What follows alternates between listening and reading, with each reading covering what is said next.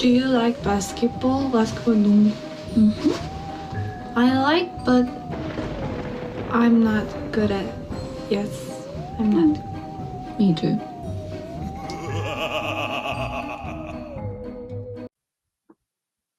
All right. Hello, everybody. Welcome back to the State of the League podcast, the only NBA podcast that talks about every NBA team every week. I'm your host, Jack, aka Jokic Joestar. I had on.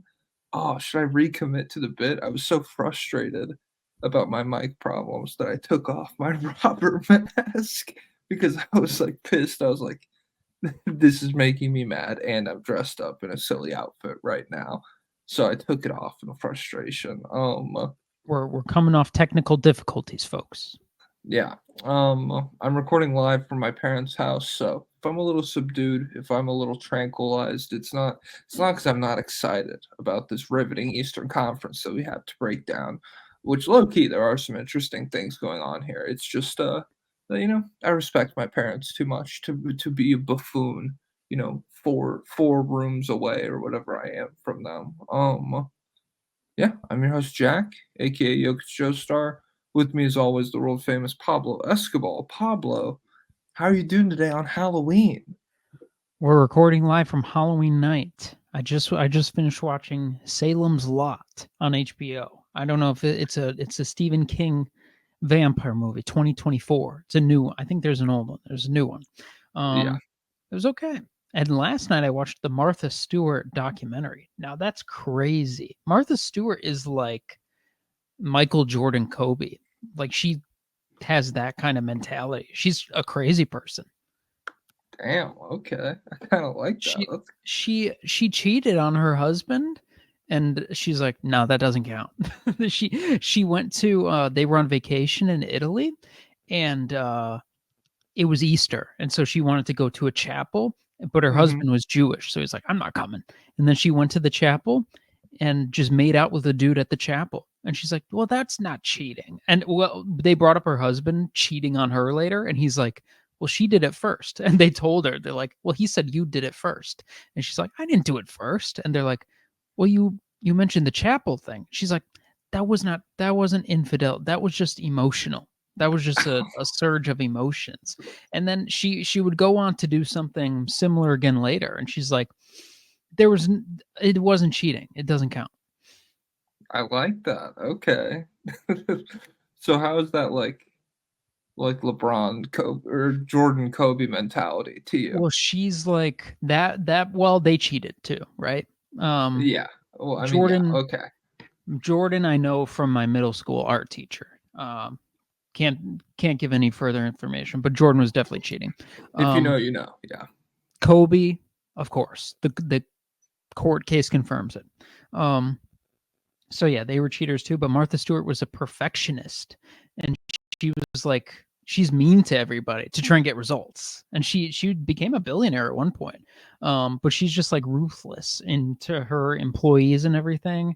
And yeah, they it was just so funny. Like, you know how in documentaries about like radical people, there will be like for example, let's say like the Fab Five documentary. There'll be like, this is how basketball was before, and then it'll show like white guys in short shorts just playing fundamental basketball, and it's like, but the Fab Five changed everything. And then they play Express Yourself, express yourself, and then they're wearing the baggy shorts and they're dunking, they're doing all this crazy stuff. They were like, they had that moment in Martha Stewart's thing, but it fell so flat because they were just like, she was not the old-timey lifestyle promoter or whatever. They showed like a trad wife video from the 1950s of a woman cooking in her kitchen. They're like, what she was doing was radically different. And then it showed Martha Stewart just in 80s or 90s fashion or whatever, just updated. And she was making a turkey, and she just put like breading over the turkey. She's like, if you're having a Thanksgiving with multiple guests, and she's like monotone about it. She's like, not even exciting. She's like, if you're having Thanksgiving with multiple guests, maybe prepare different turkeys. And they're like, she changed it all. Are you serious? Oh my god. I mean, how are you supposed to get the picturesque like family around the Thanksgiving table from that Norman Rockwell painting or whatever? if you have multiple turkeys. This is like polyamory. This is crazy. Oh my god. Yeah, she's nuts. And then yeah, I kind of feel like she deserved to go to prison. In the movie, they were like she definitely didn't deserve to go to prison. She didn't actually know when she made that phone call. I'm not going to do any research outside of this to figure it out, but they're like it was a witch hunt by James Comey and the U.S. State Department or whatever. They just wanted to throw her in jail because I guess she wasn't thrown in jail for Mhm. insider trading. She was thrown in jail for lying about insider trading because she told the United States, I did not do insider trading, but they felt like she was lying about something else. So then so then they threw her in jail anyway. That's how the documentary painted it. Probably not an accurate statement, but I was like, you know what? Even if she didn't do anything, let's knock her down a few pegs. She was a little too much. And they did That's talk about that dynamic. Like she was like, yeah, everyone's jealous of me because I'm super hot and I'm super wealthy and I'm super good at gardening and cooking and I'm just kind of perfect. And she was and yeah, she was like, yeah, I don't really care about emotions. Like if my husband came up and started talking to me about if my husband asked me how I feel or if he wants me to ask him how he feels, I don't care about that. I'll ask him what he's doing. I care about that. And they talked about like she dated an ugly Microsoft guy because he invented Word or something. She's like she's drawn to ambition. okay. I like the the documentary painting her like she didn't deserve to go to jail is very much the documentary painting Michael Jordan like his abusiveness is like directly responsible for his teammates playing well in like The Last Dance where it's like, yeah, he beat the shit out of that guy. And you know what happened the next game? 20 points on 8 shots. He was Yup. fucking nuclear. I'm being mean for everyone else, not for me. Yeah, I'm you think not it makes me happy to do this? I'm not just a child throwing tantrums every day because I have no control over myself. I'm actually a hero for this. Because growing up, instead of like regulating my emotions every time I had an outburst, my dad was like, that's good. Channel it. That's what we need. Oh And man. they tried to do the thing where they're like, if a man does this, it's celebrated. But if Martha does this, she's a bitch. And I'm like, you know what? Maybe they both are. maybe everyone who acts like that is. And like, there was a crazy part where she worked at Wall Street and she like completely brushed over the negatives where she's like working as a woman in Wall Street, of course, definitely some moments in the back of taxi cabs that I don't want to mention, that I don't want to bring up, but all the men around me were brilliant and I learned so much from them. And then she talked about how great it was, and they had like a testimony from someone who worked with her who like basically was like, yeah, we only hired her because she was a hot woman. But it was cool. Oh man. On the Salem's Lot point, I did watch that movie a few weeks back. It's genuinely one of the worst movies I've ever seen. I don't know how you had fun watching that movie. It was on in the background while I was doing my research. Dude, it was and to be fair, I did fall asleep during the last 15 minutes of it. It's Um, the climax. but it was so bad before, like, I don't fall asleep during movies, it doesn't happen, and so for that to happen, it had to be trash. Yeah, shout out to Stephen King for just being the way, fuck, who is it? Who's Matt Damon? The way Matt Damon's the smartest guy in every movie. Every book that Stephen King writes, he's like, this down on his luck author has W Riz, and he's getting all these fucking beautiful women. They just are falling all over themselves to get with him. And by the end of it, everything works out for this guy. I'll tell you what, Stephen King is not afraid to kill kids. like brutally. I did like that in that movie. Like, yeah, just I did like that the kid killing was the best part. The well, silver it's 'cause lining. you always in a movie, you're like, they won't kill that kid," and, like, in That's that what I'm movie thinking. I'm like, I hope he gets away. but in that movie, yeah, there's several where it's like, you're like, "Damn, how's this kid gonna get out of it?" And the movie's like, "He's not," and then they just fucking Yeah. So that is fun. You want to get into let's buckle down on this Eastern Conference because on top of all the other technical difficulties, I forgot. Um, this laptop, I can't have a microphone plugged in and the charger plugged in at the same time. I only have one working USB-C port. So tomorrow, maybe we go to Best Buy. Maybe we find a little adapter that can fit. I don't even know if that would still make it charge or whatever, but regardless, fuck it, we ball. You want to start with the Cleveland Cavaliers? Yeah, we'll start here. You start on them. I realized I have my windows open. I need to shut them real quick. Oh my god. What the fuck? He wants me to he's not gonna be able to respond to anything that I say until he fucking shuts it. So he's gonna come back and be like, "Oh, what did you say? I wasn't listening." Yeah, so the Cleveland Cavaliers 4-0 this week. They beat the Pistons, they beat the Wizards, they beat the Knicks, they beat the Lakers. This Cleveland team looks like a fucking juggernaut. I'm not gonna lie. And we've seen Cleveland look like that before. So I guess my question at this point is just like, is this real?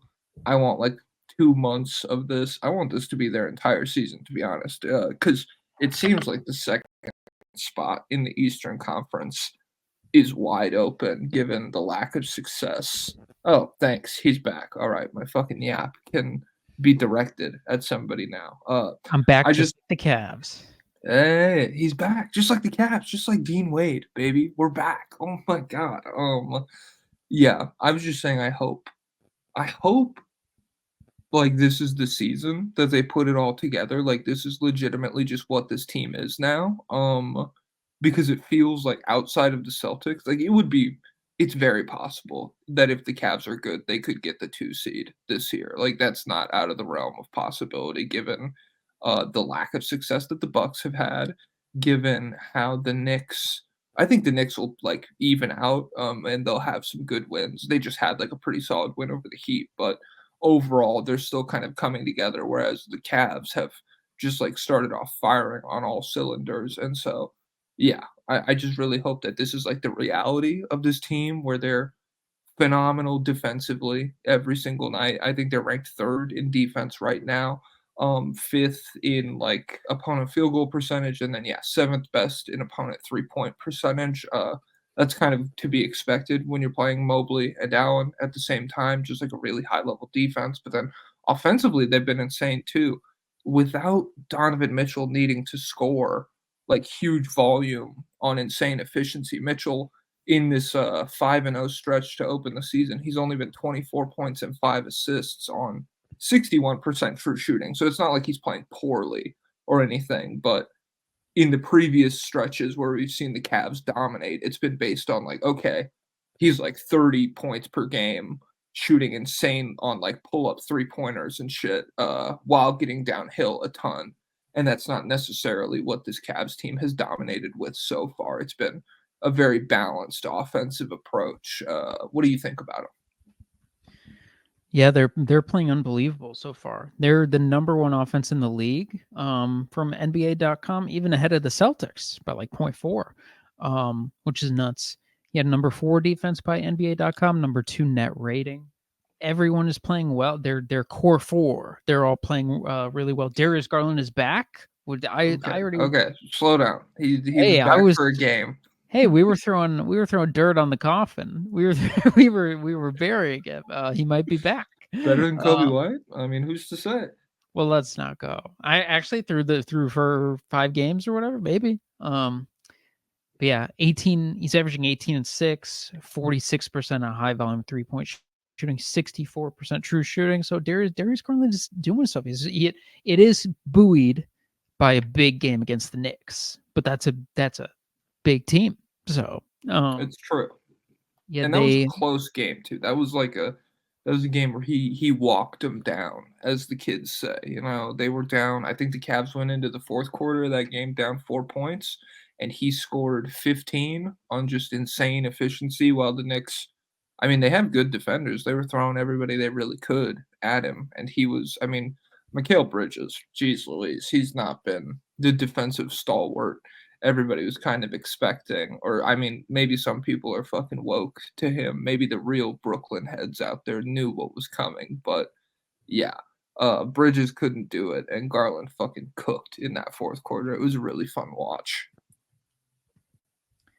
Yeah, Dean Wade is back in the starting lineup, which I think that's a positive shift because last year we had the stretch where they were one of the best teams in the end. They were like this last year, and it was built on the back of shooting being the foundation of the team, like Mitchell Allen shooting.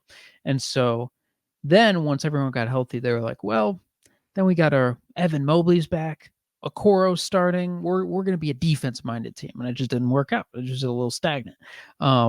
And so now it seems they're definitely going more into that shooting identity under Kenny Atkinson. They are the highest 3-point percentage team in the NBA. They're only middle of the pack in terms of attempts, in terms of taking them, but they're making a ton. They have so many guys shooting well. Like Evan Mobley, like the stretch big. Stretch big. They've scored 130 plus points 3 times this week. They only accomplished this a total of 4 times last season overall. Damn. Jared Allen is shooting 79% through 5 games. No player has ever started the season shooting better. And yeah, they're out of their minds offensively. And then speaking of Evan Mobley, he's being empowered to handle the ball. I also saw he had 52 pick and roll possessions as the ball handler last season, and he's got 26 already through the first 4 games of this season. So Kenny's switching things up. We're getting I don't know if I forgot to check if they're playing faster, but we're getting more 3-point looks. We're empowering Evan Mobley with the ball. We're getting a little democratic spread all around this team. We're giving everyone peanut butter and jelly. Ooh, okay. Yeah. Mobley has been like really good to start the season, and he's I don't know. His numbers as far as like averages go, the Toronto game was insane to open the season, and then he had a couple kind of stinkers in there, and then this Lakers game. Like I love Mobley. This is not Mobley hate. This Lakers game is one of the most egregious stat pads I've ever fucking seen. Where they go into the fourth quarter and they're up already like 21 points. And yeah, I was watching the highlights back again. I mean, fake ball nowhere. I'm just watching the highlights, but it goes from like his third highlight is like 2 or 3 minutes into the first quarter, and then we jump to like 2 minutes left in the third quarter. So the next time he scores, and the game's completely out of hand. But he has like a 20-point fourth quarter in that game. It's non-linear storytelling, so it's actually it's a thematic choice. And they're all dunks over like Max Christie and shit. And yeah, Max Christie's good. Hey, ask a Lakers fan. He's a good Someone's player. got to dunk over him. Yeah. That means he's at the rim. He's in the right place. Exactly. Yeah, like people were freaking out about that stat line because he eventually gets to like 25 points and 9 assists, like these nice round numbers that everybody loves. And wait, did he have 9 assists? Or rebounds, not assists. That's too much. That would be crazy. That'd be epic. Yeah, but yeah, so like Mobley has been really good, but that specific game when I was watching it, I was like, guys, this is it's real, but it's fake at the same time.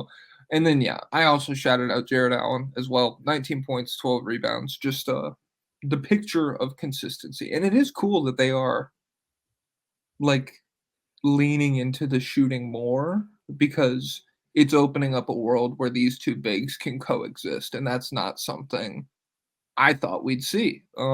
Last year, the entire year, we're like, hey, every time it's just one of these guys on the court, they look way better. And while that has been like, there's been stretches where it's like, it's cool when Mobley's the only big out there and he gets to just like spam traditional big man shit.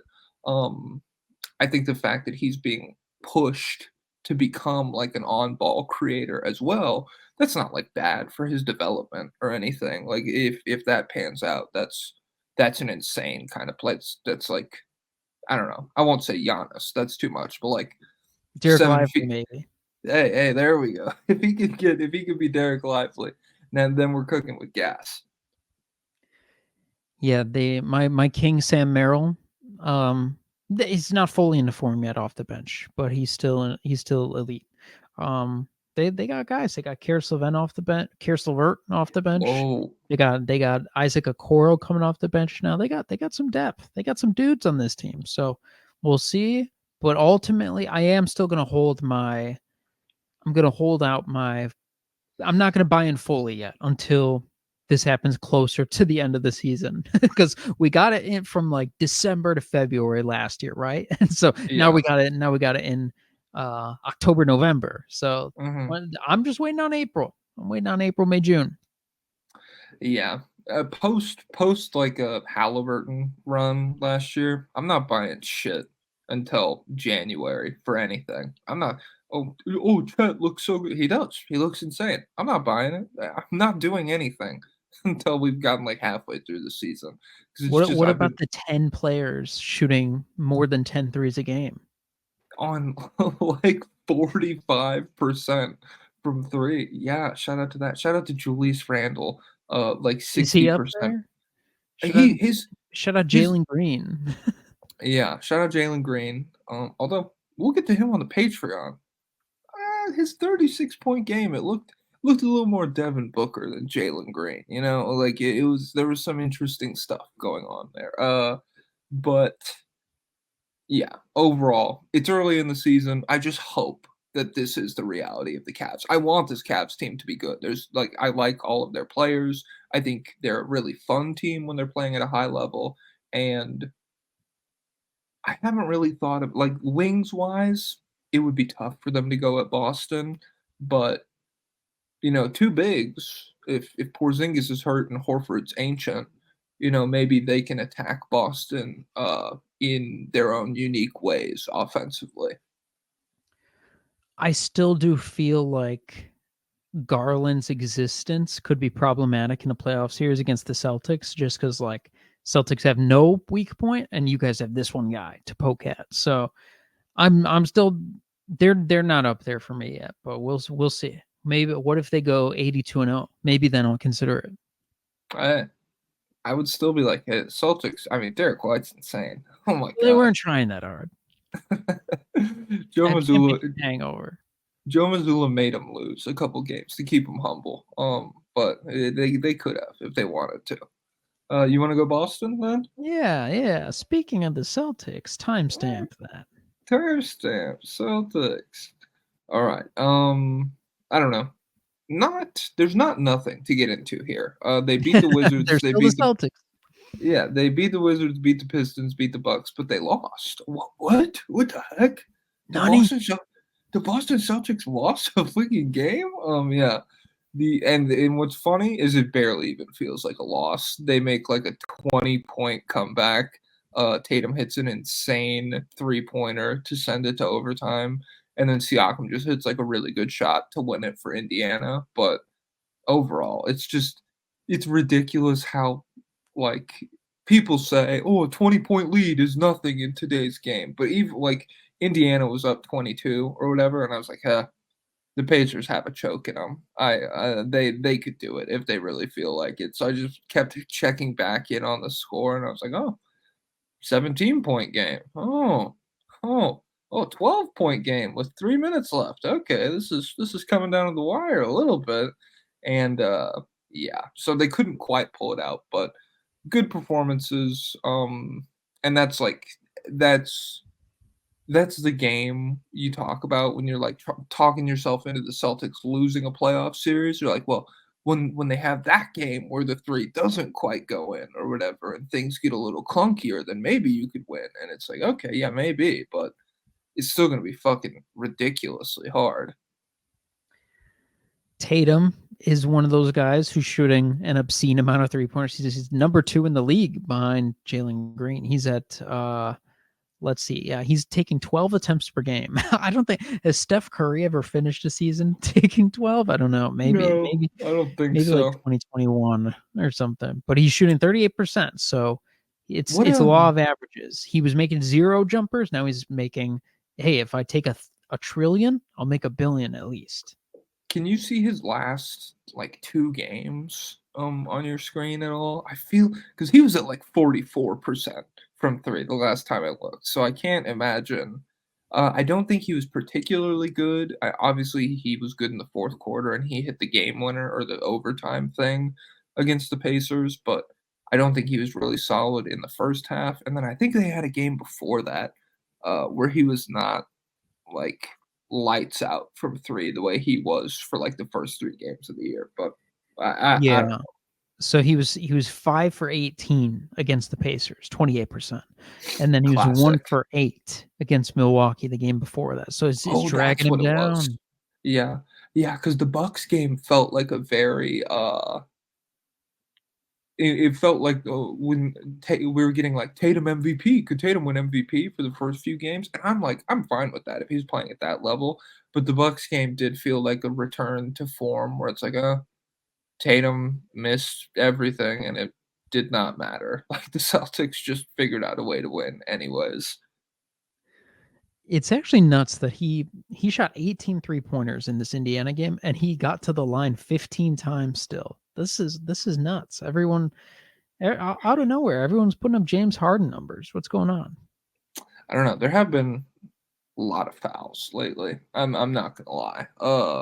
The game has been pretty foul-pilled, but what can I do? Sample size is small. Maybe once we hit midwinter, they'll just ramp up that physicality. A little blue collar basketball never hurt anybody. Peyton Pritchard, what did he have versus Milwaukee?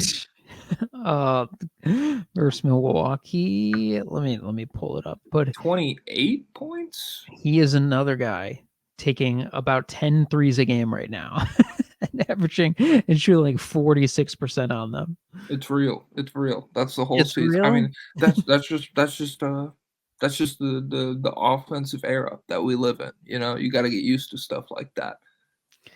Yeah, 28. He's crazy. I'm so mad. I'm such a Peyton Pritchard hater because I'm telling you, Justin Wright Foreman, get him out of China. If they gave him the leash that Peyton's had, then we'd be here now. But no, Peyton he's definitely a good shooter. We'll see, and he's averaging 16 points a game, I guess, but mostly off the back of this. But he's another guy it popped out like crazy how well he's shooting right now. But Let me ask I you: don't know if I'm really a believer. Do you give a fuck that he's good at like end of quarter shots? No. Me neither. And like everyone brings it up all the time. So like it's very like Devin Hester pilled, where it's like, is this the greatest like kick returner ever? Okay. Chill. It's like, Devin Hester was actually the best. So, well, I mean, I'm just saying, like, it's the Hall of best. Famers suck at Theo Ash. Yeah, okay. Hey, Rico knows, hit us up. You can come on. We could talk shit on Theo Ash for an hour and a half. Yeah, just like, I don't know. Every time Peyton Pritchard gets brought up, it's like, yeah, he's pretty good, but what about this like one thing that happens twice a game and sometimes he hits them? It's pretty cool. Yeah, I mean, they need something whimsical, I guess, because the Celtics are just so boiled down to perfect basketball, perfect decision making, like just drive and kick the system. So they're like, Mhm. "Hey, what about this weird funny thing we got going on?" And everyone's like, "Okay, I guess you got one cool thing." Yeah, it's just Cool. that and Missoula, who had another good quote where he's like, "We need to bring back fighting in the NBA. I miss fighting." Um, but yeah, Let the him clear the Celtics, benches. let him clear it. Let him put brass knuckles on. Let him punch the temple Oh, when someone's not looking. I like Um, it. well, let's get some more death and destruction. Yeah, the Celtics are still the number 2 offense. They're actually the number 11 defense. So fraud watch, not top 10. Fraud watch, championship hangover, fucking can't guard anyone. I mean, jeez. I mean, the Nuggets are probably like 12th on defense or something. So they're probably like hot on their tail. And you know what? I'm not a big time Peyton Pritchard believer, but you know which Celtics role player I have long been a believer in. Jordan Walsh. Well, yeah, not Okay. enough. Then I don't know who. Namias Keita. There's some rumblings. I logged onto the Celtics subreddit. There's a few posts saying, let's get this guy some more minutes. The other night he played like 13 minutes, 9 rebounds, four offensive. So springy shot blocker, roll man, effort. You can't really teach that. So Namias Keita he could be coming. Whoa. He could be, yeah, I guess. And I saw someone pointed out that the Dodgers and Celtics have won a championship in the same year 5 times. Whoa. That's kind of like So the Dodgers just won the World Series. Yeah, but the Celtics just won the championship. Yeah, but it's going to happen again because the Dodgers Oh. won. But also, Oh. I looked up. I was like, you know what? The Yankees have won a lot too. Let's check the number. And the Yankees and Celtics have won 7 times. So it actually would have been better for them if the Yankees won. Yeah. Well, I mean, the Yankees and the Celtics were. I wonder. Everything before like 1960 is like a 5-year period to me. So in my mind, like like Bill Russell's Celtics and like Lou Gehrig or whoever could have been fucking cooking for the Yankees at the same time. I would have no idea. And Babe Ruth. Okay. You know, I know. I really I have no idea what time period some of those Yankees guys take place. Like did Lou Gehrig play with Babe Ruth? Was he after? I don't know. When was Mickey Mantle? And when was I think Reggie Jackson was the 80s? I don't know. It really is all a blur. He's right now. He's on the Sixers. Gen Z be like. All right. Celtics, fuck you guys. Get out of my face. Get out of here. Get out of here, you sickos. Jeez Louise. Where do you want to go? Oh, a familiar face is in town. In the standings, at least. One Chicago Bulls. They went 3-1 this week. They beat the Magic. They beat the Grizzlies. They beat the Bucks. And then, I mean, they lost to the Thunder. Who's going to beat the Thunder? You know, it's not fair. What a hellscape of a team. Because they can never just be straight up bad. There's always got to be something going on here. And so if we were run by a normal human being with a functioning post-Paleolithic age brain, I would be excited because Vucevic is having a comeback season so far. Let's see. Let me scroll down in my notes so I could pull up what he's doing. Vucevic is 20 points, 11 rebounds, 3 assists on 61% true shooting, 46% from 3. Orlando Vucevic, fake all-star because of being a center in the East. That Vucevic is back right now. And so yeah. I mean, it would be a good time to trade him, right? Maybe someone like the New Orleans Pelicans. That would be. You're the 3 seed. What do you mean? Yeah, we're the 3 seed, so we can never. And now the Vucevic trade is working. So the caveman was smart all along. Oh my god! And right now, we should be on the phone with New Orleans and say, "Give me someone. Give me anything. Give me Jordan Hawkins. You can have this guy." We wouldn't be able to get him, but I'd take any kind of pick. I'll take a top 29 protected pick. No, I won't. But I'll take. You'd be shocked at how low I would take. Because number one, you get an asset out of a guy you weren't going to get an asset for. Number two, if he's just remove all real NBA players from this team as soon as possible, please. But they're not going to. Zach LaVine playing fantastic, like 23 points a game on 66% true shooting. Just got hurt again. AC joint in the shoulder. So oh my god, it's day to day. But please sell high. Please get out of here. Please get out of here while you can. Freaking Josh Giddey is playing. Josh Giddey's shooting 50% from 3. So thank real. God. It's real.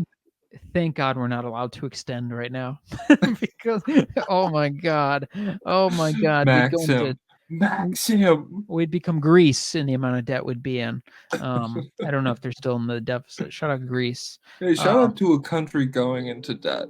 I mean, I guess we're in debt, but like a country going bankrupt is very We're funny not. to me We're not in debt. conceptually. When you have all the biggest military, you're not in debt because then they you owe me $20 trillion. Oh, do I? Let me All right, nerd. check. Shut the fuck up. Let me see if it's by my nuke.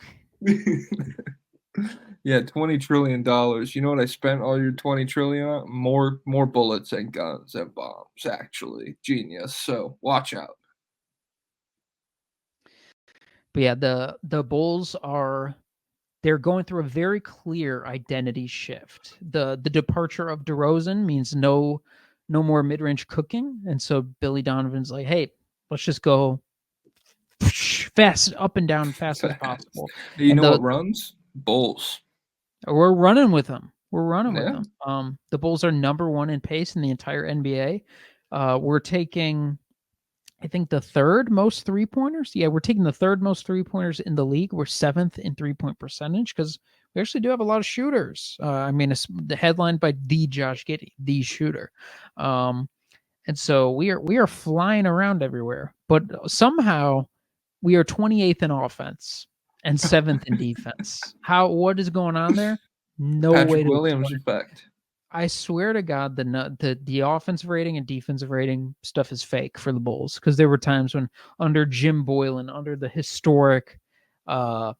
historically worst coach in NBA history, under his reign, we were 5th in defense when we were blitzing every single pick and roll and throwing Zach LaVine down to be the low man and saying, Zach LaVine, rotate. It's like he can't rotate, guys.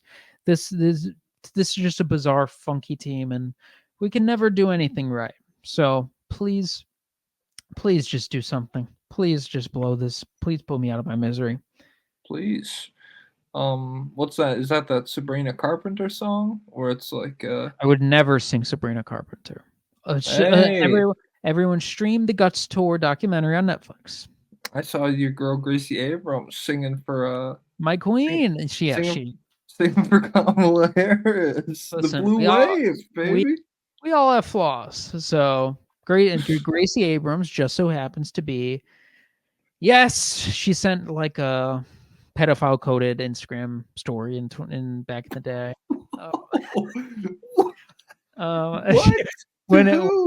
When she was 18 and Finn Wolfhard was 14, she posted an Instagram story and she's like, I would.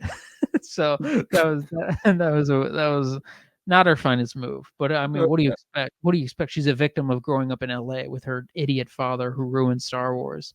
I don't even know which Star Wars he made. That just seems like something people say.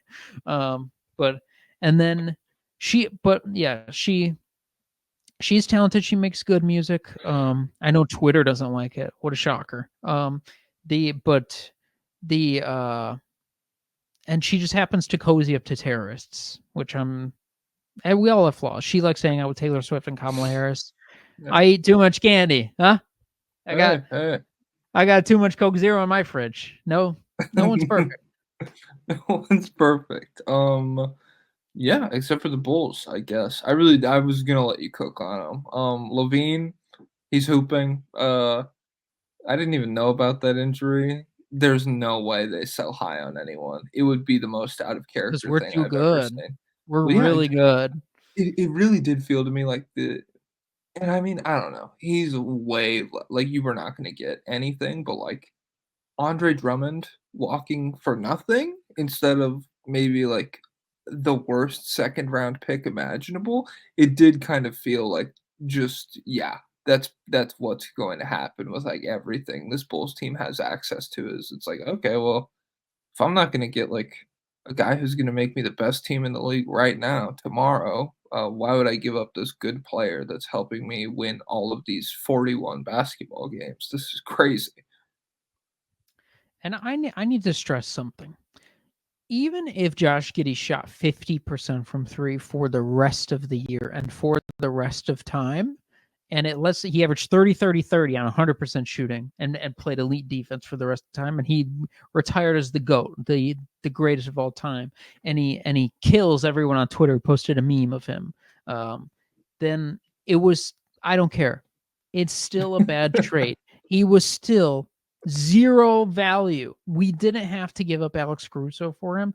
It will never be a good. It doesn't matter what he does after. It matters what he was at that point. I don't care that you said he was 22. That doesn't make you smart for these 55% through the first 4 games. Shut up. Well, it's real. No one saw it coming. Okay. And if you did see it coming, it's because your brain is broken, just like the caveman. Yeah, holy shit. If you saw like the Josh Giddey shooting lead coming, I'm worried about how you like move through day-to-day life. I'm worried about how you feed yourself. Well, there's just people who think if you're young, you can improve everything. Like if someone is 20 years old, you can't criticize anything because they're only 20. I mean, oh, he can't jump. He's 20. When he's 24, he'll be jumping higher. He can learn how to jump in 4 years. You talking about fucking Şengün in the bigs ranking? Yeah. Hey, well, that actually could jump. All right. The defense, it'll come, and then the shooting will come too. Also, hey, you could lose some weight. No, don't throw Şengün in here. He has elite hands and elite strength. Yeah. Shout out to Şengün. I guess I'm not shouting at Josh Giddey. But yeah, the Bulls. Yeah, I don't have any strong feelings about them. The Grizzlies and the Magic. Okay, the Bucks look like ass, so like I don't value that win that much. The Magic win is pretty solid.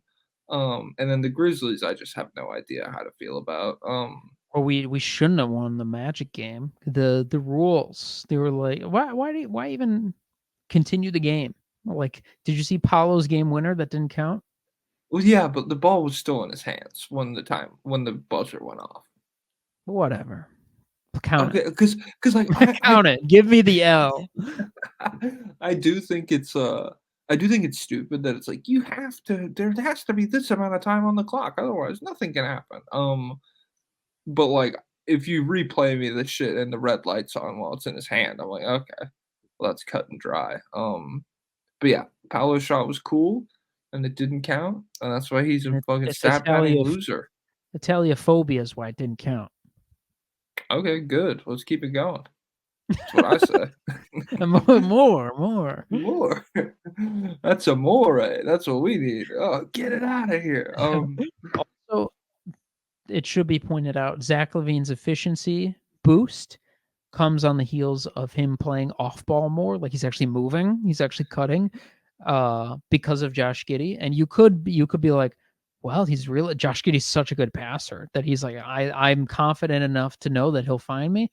I think it's like, man, this guy, he has the ball so much, but he can't actually do anything besides pass. So I got to figure out something here. We're just going to be standing. Yeah.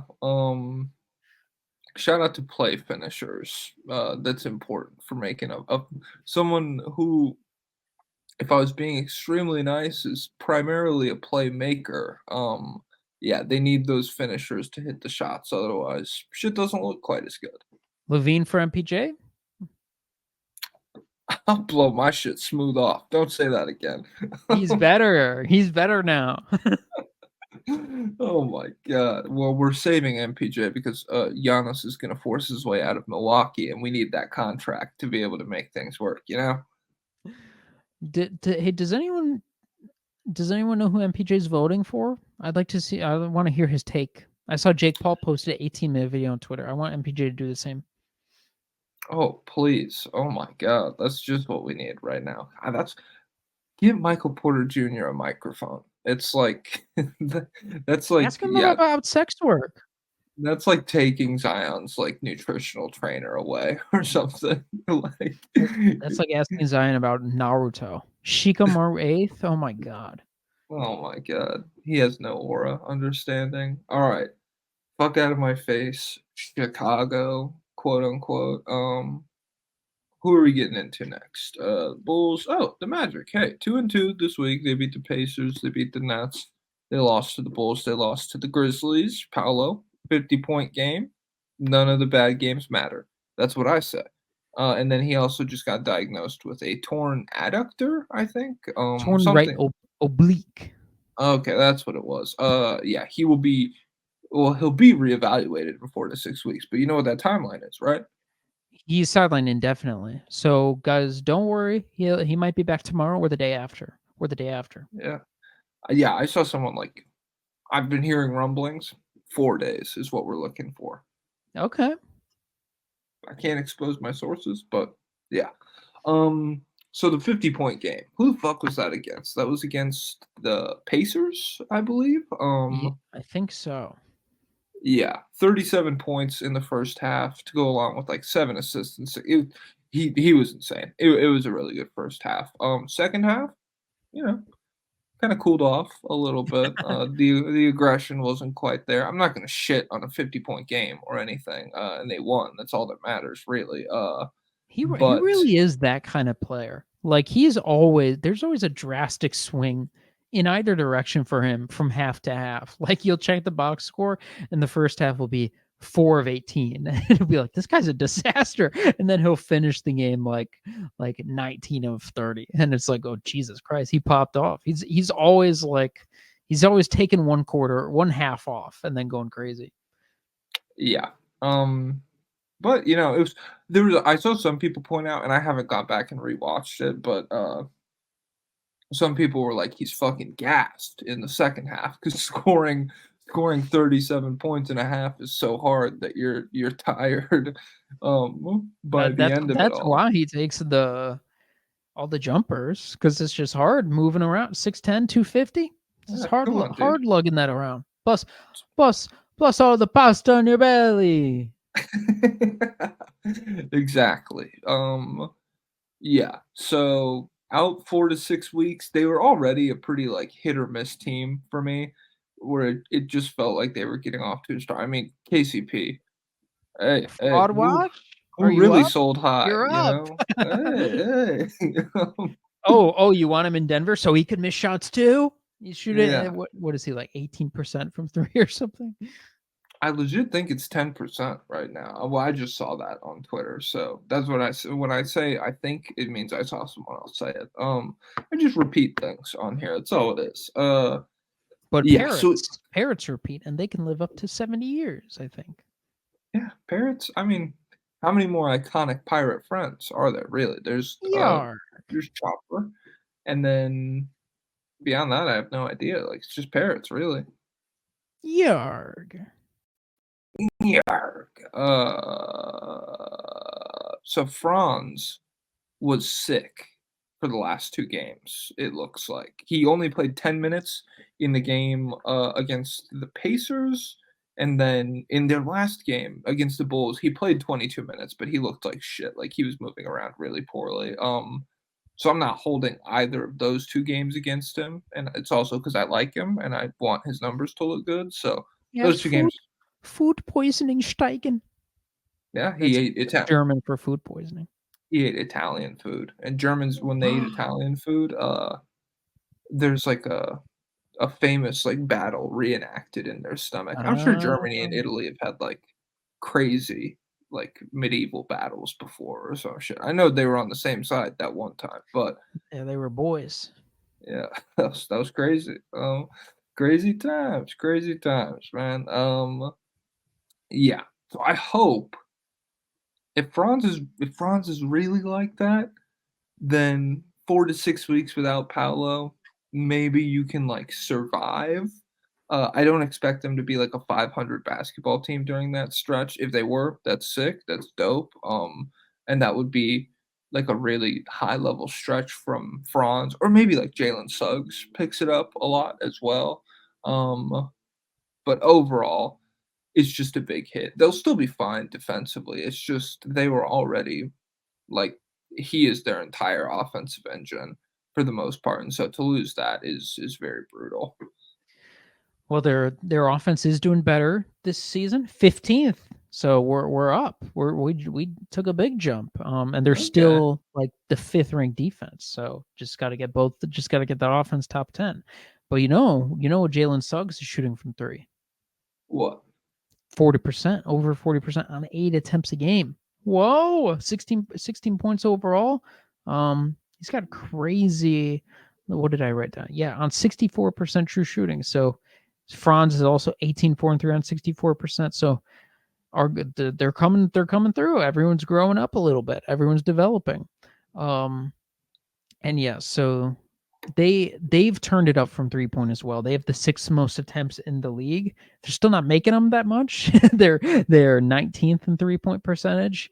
But still, this is a team that is trending in the right direction. So we'll see how they look without Pablo. Maybe, I wonder, there's a chance they don't get too derailed because they have like they have such great defensive infrastructure that I don't think Paulo doesn't really impact that. And then if we'll see how the whole sum of them performs in his absence. Yeah. This will definitely answer some questions about the roster.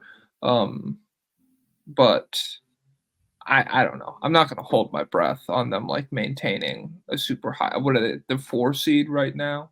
Yeah.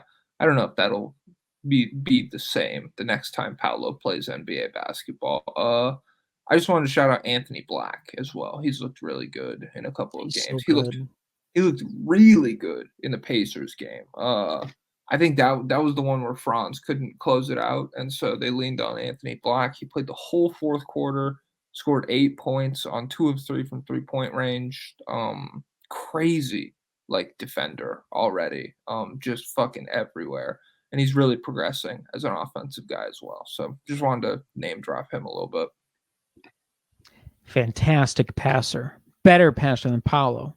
But he can't score. So so yeah, that definitely not the same passes opening up. They're not, when he gets the ball, they're not like, hey, everyone, let's send 2 and everyone prepare for the drive. No. He had one. You had mentioned he's like one of the crazy in the paint passers, forcing it. He had one in that Pacers game where I was like, wow, booyah, boom shakalaka.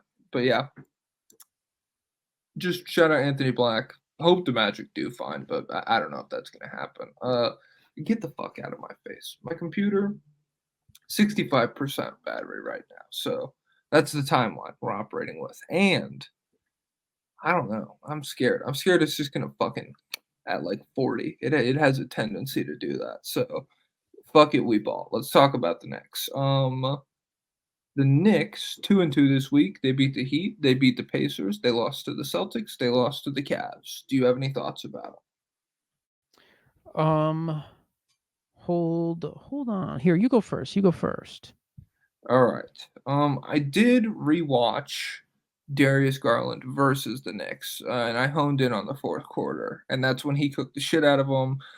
That's when Mikal Bridges did not look particularly good, and the Cavs, they're insane defensively. They're a really high-level defensive team, but regardless, in most of the Knicks games I've watched, their offense has looked pretty clunky so far.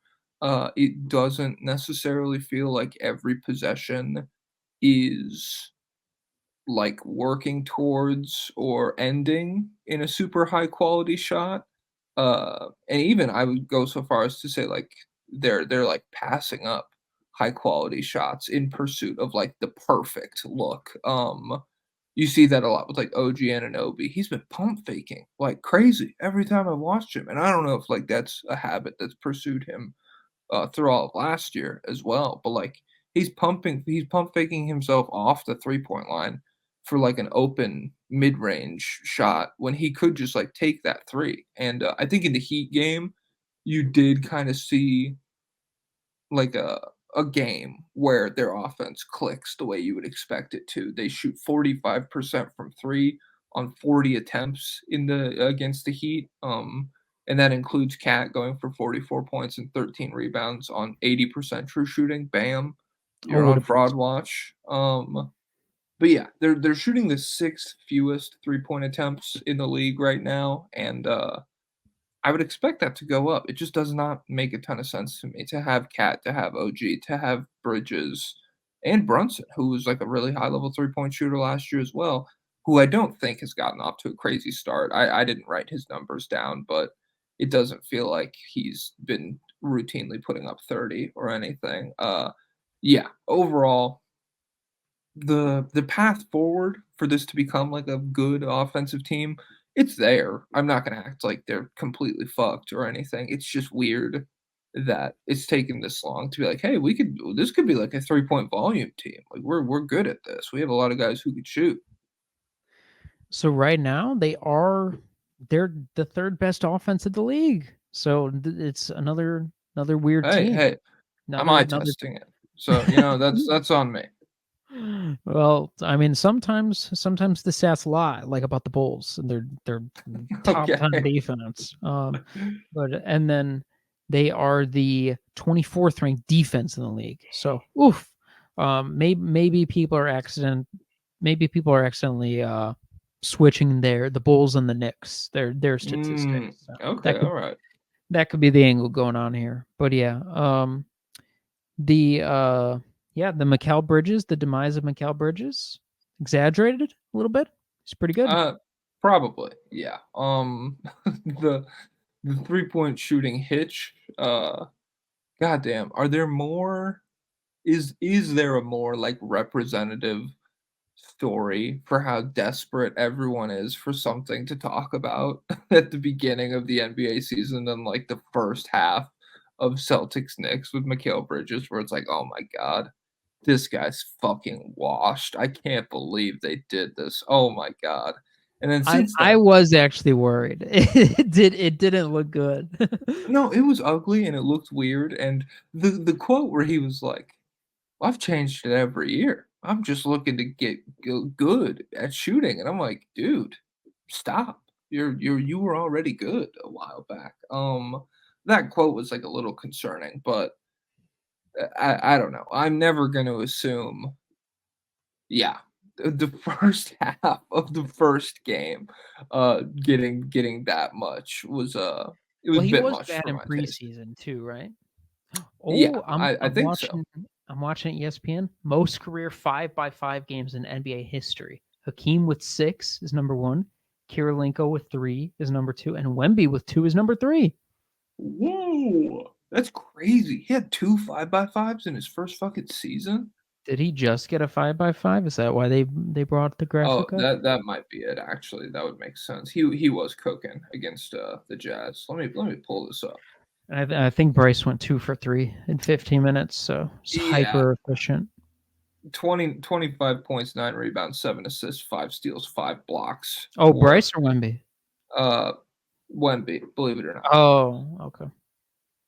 Hey, 59% true shooting. That's not too bad. 13 threes, buddy, buddy, buddy. Wait, what? Wemby took 13 threes Oh, against the Jazz. tonight? What's Yeah. the? It's that's he's a good shooter. Don't worry about it. Hey, I'm not worried about it. You know who else isn't? Chet. Boom. So Ariel Huckporty, I've been seeing some rumbling. People are messaging me. They're telling me talk about Ariel Huckporty. I'm like, I don't know. Is he doing I've anything? I just brought up his game logs. He's not. He didn't play in the last. He played 11 minutes before. I guess he got 2 rebounds and a block in 11 minutes. So what's explaining to it? If you're a Knicks fan, show yourself. Explain why someone said that to me. I've heard his name a lot. I think it's probably like a combination of the injury, just the thin front court right now, that people are like, huh? Could he do something for us? Like we just need someone to like hold down the fort. In between like Precious being hurt and then the whole Mitchell Robinson thing. But I have not watched enough to have like a firm opinion, even a soft opinion on him, really. Yeah, I haven't seen any of his minutes yet. So Any of his the 11, I don't know how I missed him. 11 whole minutes, jeez. but yeah, then I don't have anything more on the Knicks. Shout out, yeah. I hope they get. I don't know. I hope they climb the rankings. I won't say get better. I don't know. Apparently, I'm fucking crazy. Third best offense. They've been dominating this entire time. But yeah, I hope they get better than the fucking 6th seed or wherever we're talking about. All right. Little time stamp 59. Blah, blah, blah. The Miami Heat. Do you have any thoughts on them? Perhaps, but you go first. God damn, you soft son of a bitch. 2-2 with wins over the Hornets and the Pistons, losses to the Magic and the Knicks. I really don't have that many thoughts on them. They got stomped both times they played like a capable opponent, and then they beat the Hornets and the Pistons by 8 points each. So that's fine, I guess. Bam, really slow start offensively. It's not ideal in a season where Chet kind of looking good right off the bat in OKC. Maybe that 5th center spot is up for grabs. Who's to say? Bam has averaged 11 points and 7 rebounds on 47% true shooting through the first 4 games for Miami. It's been a little gnarly. Yeah, I think the biggest news out of Miami is the Dwayne Wade statue, which, you know what, people are freaking out about. I think it's only Gen Z freaking out about it because that's just what Dwayne Wade looked like. If you're old enough to remember watching him play, that's just what Dwayne Wade's face looks like back then. Yeah. That's an accurate statue. We could go full like right wing, and this is before like the HRT made his face so slender and feminine. He did have a jaw that was 90 degrees and a foot People and a did half used to say wide. he had steroid jaw. Well, I mean, he did have like, I don't know if he was taking steroids, but he looks like those guys on TikTok who like, have you ever gotten, it's like this like weird kind of chewing gum that you would pay like 30 fucking dollars for or something, and it's supposed to give you like the Rizzler shit, you know? The jawline. Yeah. I've never seen that, but I could imagine. Yeah, yeah. So he looks like the guys who are advertising that, where it's like, yeah, so far the Heat, they're just pretty mid. They're just, let's see, what are they in net rating? They're the 16th team. In defense, they're 14th. In offense, okay. they're 20th. So this is in general a mid team, and there are people are. There's been some chatter. They're like, guys, is the Magic over? Are we done with the Heat? Is it finally going to stop? Do the Magic own Florida? You know, Bill Simmons. And he was ready game 1. He was right. He was prescient. But it's just good. It's just one of those things. It's hard for me to give up on them, and it's October, so chill out, guys. It's fake. I will say, shout out to Hero and Rozier combined are like 42% on like 16 3-point attempts a game so far. So that's like cool, I guess, but I don't know. The team still feels very middle of the pack, so I will wait to form a hard opinion on them. Maybe it comes around, maybe by April we're at that same point we always are in the Jimmy Butler cycle. Maybe Bam's really locked the fuck in or whatever. Evan Mobley kind of stole his flow as like, oh, this guy can't shoot, but he's shooting all these threes this season. That's always supposed to be Bam every year. And then Mobley just like came in and did it this year. Yeah, so we need the Heat to follow everyone else's path. We need everyone shooting 10 threes. We need Jimmy Butler to and probably we got everyone taking the maximum amount of threes. And let me see, how many threes is Jimmy Butler taking per game? I'm gonna guess one of the most bizarre 4. stylistic choices. So he's taken 8 threes in 4 games, so 2 a game, and he's shooting 13%. So okay, not great, but he's still getting to the line 8.5 times a game. So it's just the Heat are a very specific experience. And part of the experience is sucking at some point and looking like frauds. Damn, James Harden's choking hard as shit. This is going down to the wire. He had 12 points and 7 assists in the first quarter. He has 15 points and 13 assists. There's 6 minutes left in the game. Wish I could watch it. My illegal TV isn't working. Wish I could watch it. I'm stuck. I'm here just with kidding fucking- about it being illegal, of course. Oh, okay. I thought it was an immigrant TV. I thought that's what you were getting at. The Hornets? I don't have a good segue for that. The Hornets are illegal in the sense that sometimes they're so fun that it should be illegal. Which is the Raptors game, I guess. They each scored 1,000,000 points, and it wasn't even like crazy fun. It was just like classic, very high scoring game. I had it on in the background. Trey Mann, 27 off the bench. What did Cody Martin have in this game? I think he set his career high. Let me pull it up. Did you see LaMelo got scared? I did. He's a weenie. Oh my god. He's a weenie. He's a weenie. You could skip. Maybe other teams should adopt that strategy. Of putting a animatronic thing to jump in. Yeah, just like leave scary shit around for Melo to get freaked out by, and he's thrown off his game. Yeah, Cody Martin had 25 points on 9 of 11 shooting, 4 of 6 from 3. So Whoa, could Ben 10 stop that? I doubt it. I don't. If he had to scan a human, got to scan Cody Martin out of all of them. Ryan Dunn has 4 threes. He's 4 of 7 from 3 in this game. Why didn't the scouts see that? Why did the scouts know that the guy who can't shoot is going to shoot? Yeah, Crazy. I mean, that's your fault. You're the scout guy. It's becoming like quarterbacks where it's just completely random. Who's going to shoot? Who's not? No.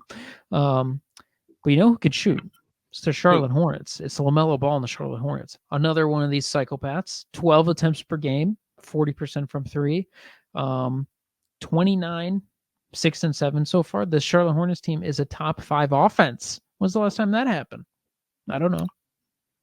Probably the beginning of the last year LaMelo was healthy, I guess. I wonder what the first 10 years or the first 10 games of 2021 looked like. But yeah, we got a lot of big performers. We got some Nick Richards, like high efficiency. So let's go down the list of the true shooting percentage. So Nick Richards, 66%. Whoa. Trey Mann, 20 points on 58%. Whoa. Seth Curry, 59%. Cody Martin, 67. Grant Williams, 67. God, these guys are so good. Oh, wait, there's one guy I left off. Miles Bridges, 51%. PU. Guys, no matter how you feel about him punching women, he's actually a really good basketball player. So you have to think objectively. This guy, it's just free market capitalism. This guy's on the team because he plays basketball. Him strangling a woman has nothing to do with his basketball talent. No. Miles Bridges is cooked, got locked up by Jonathan Mobo. He's a fraud. No bounce left, and when there's no bounce, there's no game. And sucks. Put him in the shed. That's what we say. He's kind of in my face right now, to be honest. Oh, okay. Get the fuck out of here. All right. Hornets. Oh, you want to talk about familiar faces? Who do we have here? The Washington Wizards. They're 2-2 this week. They lost to the Celtics. They lost to the Cavs. Those guys are unbeatable. Who cares? You know who's beatable? Trae Young, the Atlanta Hawks. A bunch of losers out of Georgia down there. It's ridiculous. They beat the Hawks twice, back to back. Once in Atlanta and once in Washington. Bilal Coulibaly, he's here. He's arrived. Career high 27 points, 9 rebounds. I think he had like 4 stocks-ish in the second win over Atlanta on something crazy, like 80%, 90% true shooting. He was a fucking monster. He's averaging 19, 6, and 3 on 72% true shooting this season. Another real 3-point shooter. He's like 42. He's at 42% so far this year. Yeah, that's real. That's real. That'll hang around for sure. And He then he had airballed his second three last night, or in the the most recent game. okay.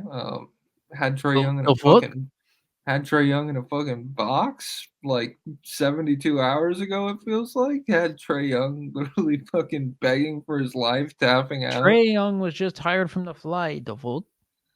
Yeah, Trey he did look better. 35 points, 15 assists. Fuck off. Jeez.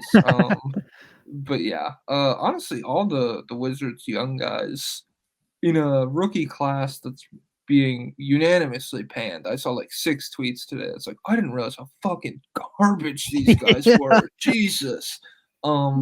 Sar can't score. It is what it is. Can't score.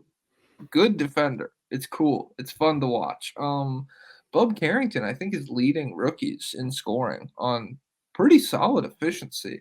I think. I could be wrong on that front, but Bub's been good. Kaishan George has been good. Jordan Poole. Are they starting Kaishan George? The fuck? I think they were when I watched. The fuck? They might have defuck. Kuzma was hurt for one of these games to fuck, I think. So. Do you know? Have you seen that trend? No, you're just fucking stimming at me. So you're fucking scaring me. Oh, that'll be our clip. That'll be our clip. All right. Yeah. It's a thing where girls are ending every single sentence with "the fuck" when they're talking to their boyfriends. I can't understand your accent. Yeah, you got any Wizards thoughts? Genius. Yeah, they're playing so many young guys, so many rookies. But yeah, I watched the Koulibaly game. He is enormous. He's so huge. He looks like a tall big out there. His arms are so long. He was honestly, it was impressive that Trey, like at the first possession, he got the block from behind on Trey, and I was like, oh no, Trey's never gonna score on him. He's too big. But Trey, I swear to God, if the Salem witch trials were still around, I would have Trey Young executed right away, because what he does is not natural. Like, he'll have Koulibaly in front of him, and he'll have to like stretch his arm out to throw. He's throwing a touch pinpoint perfect lob pass from like near the logo over Koulibaly's arm, just straight away to like Jalen. I forget if it was Johnson or Capella, but it was like perfect pinpoint lob. And then Alex Sarr came in, blew it up. So, but he was still making things happen. That's what happens when your rookie's good. I don't know. There's some fucking loser down there in Atlanta that nobody wants to talk about. Jeez, what happened to the feel for the game? You couldn't fucking feel your way into scoring at all? I don't know. It's crazy. This is forever going to be one of the bizarre rivalries. Yeah, it's just like, who cares? What the fuck? This is like Tim Hardaway versus Dion Waiters back in the day. But yeah, Koulibaly definitely going to be a great defensive player. Offense still a work in progress, even in his explosion game. The handle's a little loose. And it's just beating up on Trey. Like, half the highlights are like, I got Trey Young on me. I'm gonna go get a layup. Yeah, he like back cut him and then he attacked him once. But hey, there was sometimes when he breaks up the strides, it's like, ooh, we're covering the entirety of the paint in 2 steps. Baby Giannis. That's literally Baby Giannis. I don't know what to say. He gets a lot of Pippen comparisons. I see. They call him Baby Scottie Pippen. So we'll see. Okay, well. He would never. I don't know. No, he would. He'd quit on the team if he got a migraine. Yep. No, yep, Bilal would never do that. He would smoke a cigarette and he would be like, "Okay, I am good to go," and then he'd be locked in. Bonsoir. There, You know how in One Piece, have you picked up on that some people just have like endings to their sentence? They'll add like a weird thing at the end of their speech. Yeah. Yeah, like Blackbeard's like say ha ha ha, or is that just his laugh? But people have some endings. There's this one guy The fuck? in a yeah, like that. There's this one guy who will who ends every single word saying, and he'll go back and forth between bone and swa. So I'm like, hey, do you want to go out for dinner? Bone. Let's get pizza. Swa. It's so good. Oh Um, man. Oda, but yeah, you're a twisted genius. he really is. He's the Shakespeare of well, no, he's better than Shakespeare. So, but yeah, the Wizards are cool. Corey Kispert had a cool moment in the Hawks game where his gravity created a dunk for Jonas Valanciunas by pulling 3 people towards him. Now You know that's how hard that is to do in 2024? Create a dunk for Jonas Valanciunas? oh man, and he pulled a Kongu out of the paint. Now, was it a smart play? No, but he put demons into his head. Um, the but yeah, the Wizards. Yeah, and you know what, Jordan Poole. Let me check what Jordan Poole's been doing. He looked. I He was think his averages are solid. I think he's near 20 points, 5 assists. he And was looking pretty spry. He was making some threes, some I've been pull trying up. to tell you guys. I was trying to tell you 19 Have points you? the second half of last season. So when they moved into the bench, 19 points, like 6 assists, 56% true shooting, which is not Ah, it's not great. It's not great true shooting. yeah, Fucking he's 9 3-point attempts a game, 57%. It's like we're in the bubble again. Jesus Christ. We really should get like a full list of these guys, just everyone who's like above 8 and above like 44. All Right. right. All right. I have the list in front of me. So there's 8 guys. Can you guess all 8 Absolutely that not. are at 10? At 10, is Buddy Healed here. No. Buddy Hield is 11th he's at 9.6. So he Oh my would be at 10. god. Okay. Is Clay here? Yes, Clay is the last one. He's at exactly 10 a game. Okay. Is Jalen Green here? Yes. Oh wait. Where is he? I Oh swear yes. he's at like Yes, he is. 13. Yes, Okay. he's at number 5 at 11.5. Okay. Is Luca here? Yes, he's at 6, 10.25. Shooting 27% on those, I believe. Is LaMelo's here? LaMelo's here, and I already said Tatum is here at number 2. Is Shea here? I feel like Shea's been taking a ton of threes. Shea is, let's see how far down. Shea is 25th at 8. He's taking 8, Oh, 8.25. okay. Well, it's just for him then. That feels like 13. Where it's like, whoa, this guy took a three. Okay. You know who Who's number 1 is? who? Anthony Edwards. Oh He's yeah. taking 13 a game, and people are upset about that. We'll talk about that in the Patreon. Yeah. People are upset. Patreon.com. All right. Read me everyone I didn't get then. You only have one left or 2 left. Well, Trey Young. I Okay. don't know if you mentioned him at 10, and then Tyrese Maxey is taking 12 a game. Yeah. Okay, that makes sense. Okay. It's crazy, I guess. The power of the three. All And right, some like Buddy, Kobe, Tyler Hero, James Harden, Steph Curry, Fred VanVleet, all those guys are taking 9. It's crazy. let's go Hawks, because I am scared. Let's go Hawks. 43% on my battery. Oh shit, dude. This legit might just crap out at some point. Fug. What Fug. the fuck? All right, Hawks. I don't. We don't have to spend that much time on them. Was the fun start real or is it all fake? They lose to the Wizards twice in 1 week. Trey gets locked up by Bilal. Jalen Johnson, the most improved player. It's not. It's not coming together the way that I thought. He had a couple good games against the Wizards. Well, he had one really good game and then one where it was like, okay, like that's a normal second option game. But yeah, I'm not in love with the Hawks. They got a lot of injuries right now. Dyson Daniels didn't play that second game, and a couple other guys. What happened to him? I want to say like right hip flexor is it? But Shoot. That's yeah, important. I mean he's fucking when you're going. You got to flex that hip just Yeah, to average 2.8 steals in a block. lateral quickness. That's what it's all about. Do you have any big Hawks thoughts? I really don't. It was just we'll see. It's too early to know whether the vibes are real. I do believe Rizachet, Daniels, and who's the last one? Is it Hunter or is there someone else that I'm thinking? As far as like big as their wings, I forgot. But Jalen Johnson? Jalen Johnson. Okay, cool. There you go. Yes. So, Jalen Johnson is scoring pretty badly. Yeah, it's not good. It's like 17 points a game on 15 shots. He's shooting like 20% for three. Halloween night, the scariest thing. 23%.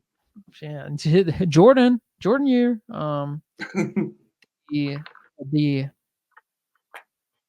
Trey is still playing out of his mind. Even though he's not shooting great from three either, but like the passing has been nuts. He's like 12 assists. I think he leads the league in assists so far, and he's thrown a life-changing pass every possession. So I wonder, let me see, what are they grading out right now in offense and defense? The Atlanta Hawks are I don't see them top 10 in offense. They're 14th in offense. Okay. And defense 28th. Jeez. Okay. So that's it. Honestly, Trey's still a huge issue. So like who did they have him? They put him on somebody. They had him guarding somebody. Was it Koulibaly or was it someone bigger? I forget, but it's like they put him on these they put him on guys he straight up cannot guard because they know he's going to get blown by anyway. So it's just like, well, just go into Okongwu. He'll help after. So because otherwise, like he'll get drawn into the play somewhere else, and he'll be the low man, and it'll cause issues. So it really is a problem. It's like 8 Mile. That's the basketball equivalent of being like, I am fucking white trash, and you guys did beat me up at the end of the movie. He's like putting Trey into compromising positions on purpose so that he can't get drawn into them by the opposing scheme. Yeah, he can't guard Koulibaly. Well, actually, maybe right now the handle's a little loose, but 2 months from now, let's check in. Yeah, the handle's a little. He just gave him 27 points, but whatever. Only a couple were on him. Lot were play finish transition. All right. No Hawks thoughts. Sorry, Hawks fans. I was huge on you guys those first couple games. Dyson Daniels sick. I want you to be better, but back-to-back L's to the Wizards is fucking crazy. Once Coley Buffkin comes back, it'll all be different. It's all different. 125. Let's do Nets. How are they competing with everybody? It's because Dennis Schroeder's fucking unbeatable. Yeah, so Cam Thomas is getting all the hype, but it's really Dennis Schroeder. Dennis Schroeder is 25-9 on 73% true shooting. Another guy taking 8 threes a game and shooting 55%. So this is real. It's the German World Cup. He couldn't defend his title at the Olympics, and it drove him mad all summer. Just like Einstein, he invented the definition of insanity, and it got through to Dennis Schroeder. He's like, it's insane if I'm keeping not the best player in the world every single year. That's crazy. I'm insane. I'm not insane. And so he actually became the best player in the world. Dennis Schroeder spearheading this Nets team. What is their record? Did I write it down? They're 2-3. So, yeah. They're what? 1, 2, 3. They're the 5th lowest seed. What is that? Like 11? So that's what? 15th, 14th, 13th, 12th. Yeah, 11th. Let's see. What is this? What is this Dennis Schroeder Cam Thomas offense rate out? Why don't you throw out a guess? I want to guess I want to guess 18th. They're 6th. Holy shit. Okay, I'm tweaking. We got some offensive titans here. Charlotte at 5, Brooklyn at 6. Nice. I mean, that's just who you think of when you think about the league's best offenses. And then they're 21st defensively. So just what we all expect. Elite offensive Brooklyn Nets who can't defend. Because just a lot of offensive players. Dorian Finney-Smith, Ben Simmons, Nick Claxton, Noah Clowney. Like, these are offensive guys. Dude, the Nuggets almost losing to the Nets when they were, like, drawing up plays for Dorian Finney-Smith in the fourth quarter fucking cost me years of my life. He is so bad. And, like, it just did not matter. Do you think yeah. Dorian Finney-Smith's relatives, like, he's got some uncles or cousins that are like, he could do more on offense, but it was Luka's team. Then Brooklyn, it's like he gets traded. It's Cam Thomas's team, so it's like he can do some more stuff. He's just not getting reps. He needs to get traded. He needs to get traded to a team with literally no players. It's him 1-on-5. He needs to be I'm telling you, if there's an expansion draft and he's the first pick, we're gonna be in good shape. Yeah, it's just weird how I don't think any of their losses have been crazy. I think their first game, they might have gotten beat up pretty bad. But beyond that, it feels like they're competitive with everybody. And then they beat the Grizzlies and they beat the Bucks this past week. Yeah, they did beat the Bucks.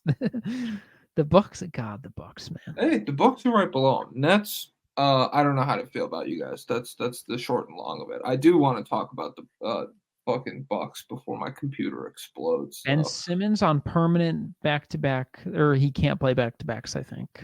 So he's a real Sixer vibes. All right, that's $100,000 fine. Timestamp it. Get to the Bucks. All right, the Bucks got smoked by Ja Morant tonight. The Grizzlies were up like 30 points. Call that Memphis barbecue, right? Hey, there we go. All right. Final score 122-99. Ja, what did he finish with? 26 points, 14 assists, 10 rebounds on a calm little 68% true shooting. Here are some other guard stat lines that have played against the Bucks. We have Kobe White, 35.6 assists on 80% true shooting. Dennis Schroeder, 29.6 assists on 78% true shooting. Cam Thomas, 32 points on 62% true shooting. Peyton Pritchard, 28 points on 100% true shooting. They can't fucking guard anyone. They're so bad. And this, like, all these other guards, like, shout out Kobe White. I love him. And then, like, Cam Thomas, Schroeder, Peyton Pritchard, whatever. This felt like the first time I tuned into a Bucks game this season and saw them going against, like, a passer of Ja's caliber. And he just fucking dissected them. It was crazy. He's been going nuts so far as a passer. Like, every single play. And it wasn't that they were, like, running the same thing at him every time. It was just, like, every time there was something open. Like, there was a lob or a back cut or a guy just, like, stood directly underneath the basket and Ja got it to him. Yeah, the Bucks, they're really bad on defense, and then the offense, Giannis had 35 again tonight. This, if you were, like, coping, you could point to this as just being, like, a Dame stinker and not really representative of what the Bucks want their offense to be, and it was a shit Dame game. What did he finish with, like, 9 points, 8 points? Let me see this shit real quick. Yeah, 4 points on 8% shooting. Yeah. Oh. Yeah, 1 of 12 from the field, 0 of 6 from 3-point range. It was really rough, and probably a scheme issue. Yeah, no. like thinking back to, like, the shot, he was taking pull-ups off the dribble. He was taking catch and shoots. His one shot that he made was like a step through layup, and that was about it. Really rough night for him. Bobby Portis also stuck out to me. He was just pissing me off in the first quarter, where, like, just, like, 6 of the most insane shots you've ever seen for no reason. Like, he comes off the fucking bench, and it's like deep two, jab step, elbow jump shot. I'm Bobby Portis and I hustle, so I get to do this stuff. Yeah, so tough game for Giannis to cook that hard. 37 points, 11 rebounds, 72% true shooting, and not even get close. It's crazy. So I will be posting a video on the YouTube channel HotTunes TV China NBA soon about the Dame and Giannis pick and roll, the state of it. I watched a few games and laser focused in on it. It would have been up today, but I deleted the CapCut app to clear space, and I thought all my stuff would stay on there. It did not stay on there, so I'm gonna have to redo it. Tragic. Yeah. I'm at the point now where I think it's just not going to happen because I think last year we could be hopeful and be like, well, it's a new thing, not many reps, new guy. The little Dame didn't work out, and these guys, they don't know each other. He's speaking friggin' Greek. How's Dame Lillard speaks English? How are they supposed to talk to each other? But now I think Giannis is not an off-ball player. Like he is very stagnant. Like even when Dame create, like when he roll, there are possessions where he'll roll and he'll do some great stuff, but like it's not intuitive for him to capitalize off of the gravity of others. He's very much just let me get it and let me take it, let me pound it in slow. I'm the guy who has the gravity. I don't need your gravity. I have the gravity. Yeah, as a roller, I don't know, dude. Like it's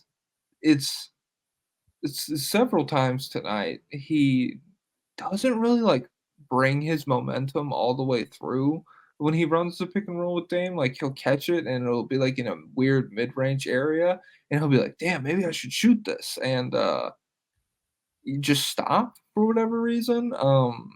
Yeah, it's not been good, and like I've seen a lot of people point out, he's not a great screen setter either. So it doesn't for a guy like Dame whose burst is not it's not what it once was, and who But even so I think it's still looking decent this year.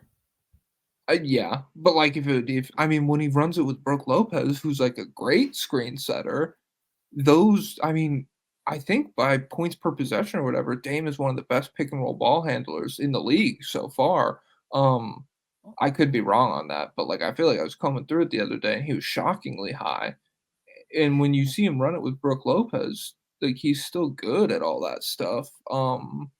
But Brook is way better at all of like the traditional roll man shit. And I mean part of that's like me monkey brain. I see Giannis as a big guy and I'm like, okay, he could set screens, he could roll. And it's not like he's never gonna be able to do that. Maybe it does work out. I don't know. It's not like those things are impossible to add to your bag, but I'm kind of in the same boat as you where it's like if if we don't see it by like February, why like I don't know. Giannis's instinct is always to pop out for three or for like a mid-range jumper, and he'll just like they'll do like DHOs and he'll hand the ball off and he'll just stay there at the 3-point line. And so like against the Celtics, Al Horford is just sagging way off and they'll just live with those jumpers every single time because that's always a win for a defense if Giannis takes a jumper. And so it just kills the entire momentum of these plays. And yet they're not in general, the offense isn't the most creative offense. In the 3 games I watched, there was one inverted screen where Lillard was the one setting the screen for Giannis. And like a lot of it is Kenny just Atkinson in there. Oh, what a dream that would be. And so a lot of like when they do, it'll just be like just a pick and roll, and then all 3 other guys are just standing around, stuff like that. There's not a lot of creativity going on. The doctor isn't working his magic. He's not fixing things. But yeah, I was looking at like the 2-man combinations of like for the Bucks, and yeah, like Lillard Lopez is ahead of Lillard Giannis, and I think there might have been 2 other combinations as well. And then when they're on the court together, him and Giannis, they have an offensive rating of 110. let's see, what's the worst offense in the league right now? The worst offense in the league is okay. So it wouldn't be the worst offense in the league, but it would be Who the is it?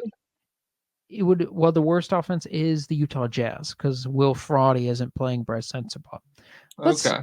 By the way, let's check Bryce Sensabaugh's true shooting percentage. Let's see, guys. Yeah, that's really what I was curious about right now.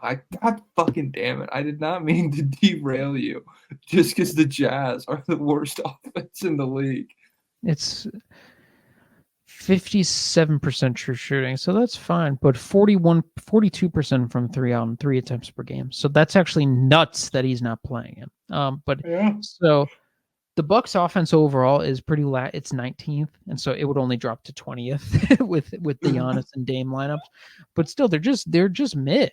They're just and what are they defensively? Defensively, they can't stop it. But they're 22nd, so it's just a mid team that should not be so mid. And then another dynamic at play is Lillard turns down the aggression noticeably when he's playing with Giannis. Yeah. Because they stagger them after the first quarter. They they run the Dame lineups, then they run the Giannis lineups. And as soon as Giannis goes out, Dame is letting it fly from half court. He's attacking. He's doing he's doing a bunch of crazy stuff. And then when Giannis gets in, he defers to Giannis too much. He's playing a little bit too conservative, that is not going to be, that's not how this will look if it works out. How this should work is this should be the Damian Lillard offense. This should be him being the engine, and then Giannis filling in the cracks of that because their games do not collide. When Damian Lillard is at his best doing all his Damian Lillard stuff, it doesn't take anything away from Giannis. Giannis can still thrive in that offense, and it would create so many situations where he would just devour. But because Dame just kind of relegates, he just like demotes himself to just being Mike Conley or something when Giannis is out there. It just kills everything, and then we're just doing mid post drives for Giannis where he's standing scoping out the situation for 3 seconds then attacking. Yeah, I agree with the aggression point. I don't really know how to fix it. But it is just we need a doctor. We need a ham. He's there too. Yeah. Yeah. We need a salute.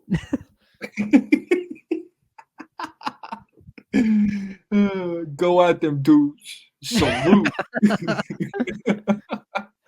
Yeah. The Bucks, they look terrible. It's sad. It's sad. And if Giannis in fucking March is like, I want to be competitive somewhere. OKC? Hey, I'll tell you what. Don't know if he fits in with OKC. Yeah. Well, I mean, Josh Giddey had to leave to thrive. So it's maybe just like the big, capable forwards like that. Maybe they're not built for the Thunder lifestyle. Don't know if I want to give up Jalen Williams for Giannis. Whoa. Okay. All right, Jackson Frank, settle down. Hey, Jalen Williams looking fat in a picture that I saw on Twitter. A lot of people. That's just how he's built. He has an enormous upper body. Well, that's what people bounce off him when he's driving. You're calling him J Tubbs on my timeline. I've seen him shirtless. He's fine. Okay. All right. My computer's at 18%. We have Sixers, Raptors, Pistons. Do you have any thoughts on any of these guys that you just want to rattle off? On the bottom feeders, the Pistons, I did watch. Jaden Ivey's here. Jaden Ivey's looking pretty legit. I think the rim pressure is consistent and it's real, and the 3-point shot is. Let me pull up what he's doing. The 3-point numbers I think are good. I think he's legit a 3-point shooter. I'm burping. Speaking of legit 3-point shooters, Grady Dick has been looking kind of crazy lately. I don't know what he's averaging, but he gave the Nuggets a little bit of trouble, and then he was pretty big in that that crazy Raptors Hornets game that ended. I mean, that game ended like 144 to 145 or something. So it's going to be good stat lines all around. But still, he's looked good. He's looked a lot more capable on the ball this year than I expected him to coming in. So yeah. Did you know Jaden Ivey finished 6th in Rookie of the Year voting years ago? He's averaging 21 points a game, 4 rebounds, 4 assists on 59% true shooting. He's shooting over 40% from 3 on 6 attempts per game almost. So this Holy shit. When you watch this guy, he's blowing by Jaylen Brown. He's blowing by some good defenders. He's looking crazy. And what are the Pistons? Are they a good offensive team? Let's see. 21 in offense, so step up from last year. Okay. Oh, and 17th in defense. Hey, all right. So we're in Bucks territory with them, which is, good for them. Yeah, they're damn near contenders. Ivy better than Giannis. Ivy better than Giannis. Is that all you have on Sixers, Raptors, Pistons? Yeah, I don't have any really. I haven't watched the Sixers yet. I really don't wanna. It's brutal. It's like if you think the Bucks is ugly offense, holy shit, it's fucking crazy. I will shout out Maxey, 45 points to beat the Pacers. I think that was nearly a week ago at this point, but still a really good game. The team is just terrible without Embiid and Paul George. They're not good. And then Scotty Barnes hurt by a violent immigrant. And Nikola Jokic fucking bowed him right in the head. Deported. So I hope he gets better. He's got an orbital fracture. It was crazy watching it happen live because like he was like a boxer that had gotten like fucking punched. He was like stumbling around while walking, and I was like, dude, is he gonna collapse right now? But on replay, it was just like, oh, he just got hit really hard. So yeah, he was like a pedophile when he runs into a pedophile hunter at Target. Hey, yeah, those guys are so. I'm allowed to hit you. I'm allowed to beat you up. Yeah, I wanted to hit you because you can't call the cops. And I'm doing this because I'm a hero, not just because I want to beat someone up. Yeah. Those people definitely wouldn't be like being violent towards other people if they didn't have that outlet for it. Yeah. What a weird fucking movement. I mean, I don't know. Don't get me wrong. Like, and it's so fucking annoying how those people like, if you say that, then it's like, okay, pedophile, and it's like, oh yeah. We're just afraid we're gonna get beat up when we go. Fucking guess. Yeah, I just think, like, I think smashing someone over the head with a pumpkin in the middle of fucking Walmart and then leaving just so that they can like wake up and be like, damn, that was crazy. I need to be more careful next time. Yeah, it's probably not the smartest thing in the world. Yeah. So do you have any awards? We skipped awards last week, I feel like. And I forgot. I have Dame defense beneficiary of the week. So this is someone who goes crazy against the Bucks, and I wrote down Peyton Pritchard. But that's the only one I really had. I'll have the Helen from Drake and Josh. That is not my job award, and it's Giannis cutting off ball hard. Okay, nice. That's good. That is not my job. All right. Patreon.com/State of the League. Thank you everyone for tuning in. Pau Gasol, take it away. Lay down a list